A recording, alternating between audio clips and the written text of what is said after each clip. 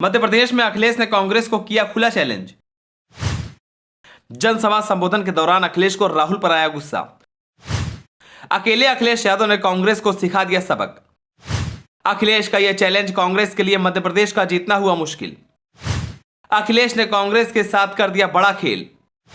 India गठबंधन को लेकर अखिलेश यादव ने दिया बड़ा बयान। चलिए आपको बताते हैं अखिलेश यादव ने क्या कहा। मध्य प्रदेश में सीट शेयरिंग न होने की वजह से अखिलेश यादव और राहुल गांधी के बीच कुछ ज्यादा ही अनबन देखने को मिल रही है। इतना ही नहीं, अखिलेश जहां भी चुनावी रैलियां कर रहे हैं वहां पर सिर्फ और सिर्फ कांग्रेस को अपना निशाना बना रहे हैं। इसी बीच अखिलेश यादव ने कांग्रेस पर बड़ा आरोप लगाया। अखिलेश ने कहा कि कांग्रेस ने उन्हें बहुत घुमाया और इस बार वह पहले से भी ज्यादा विधानसभा सीटें मध्य प्रदेश में जीतेंगे और कांग्रेस उनके चक्कर काटेगी।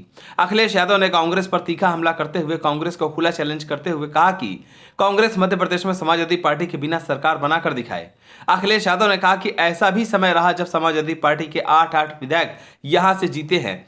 कोई चुनाव ऐसा नहीं किया जिसमें सपा ने खाता न खोला हो। इसलिए इस बार फिर मैं आप लोगों से निवेदन और अपील करने आया हूं कि समाजवादी पार्टी के प्रत्याशियों को एक एक वोट देकर जिताकर विधानसभा में पहुंचाएं।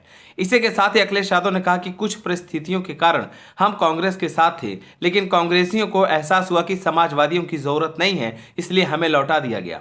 अखिलेश ने कहा कि हम समाजवादी अपनी ही पार्टी को खत्म नहीं कर सकते। इस दौरान सपा सुप्रीमो अखिलेश यादव ने कहा कि इसी विचारधारा को नेताजी ने आगे बढ़ाया था, जिसके लिए राम मनोहर लोहिया ने नेहरू के खिलाफ लड़ाई लड़ी थी। उन्होंने कहा कि हम समाजवादी विचारधारा को खत्म नहीं होने देंगे। कांग्रेस चाहती है कि समाजवादी विचारधारा खत्म हो जाए। हमारा संकल्प इस विचारधारा को और अधिक फैलाने का है।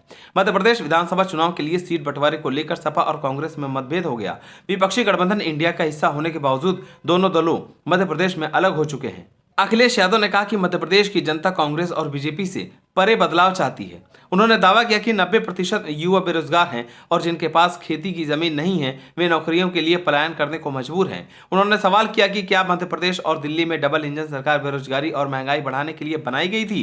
प्रधानमंत्री नरेंद्र मोदी ने हाल ही में गरीब लोगों के लिए केंद्र की मुफ्त राशन योजना को अगले 5 वर्षों तक बढ़ाने की घोषणा की। अखिलेश यादव ने कहा कि बीजेपी ने दावा किया कि लोग गरीबी रेखा से नीचे श्रेणी से बाहर आ गए हैं। अगर लोग बीपीएल श्रेणी से बाहर आ गए, अगर ऐसा हुआ तो 5 साल तक मुफ्त राशन क्यों दिया जा रहा है।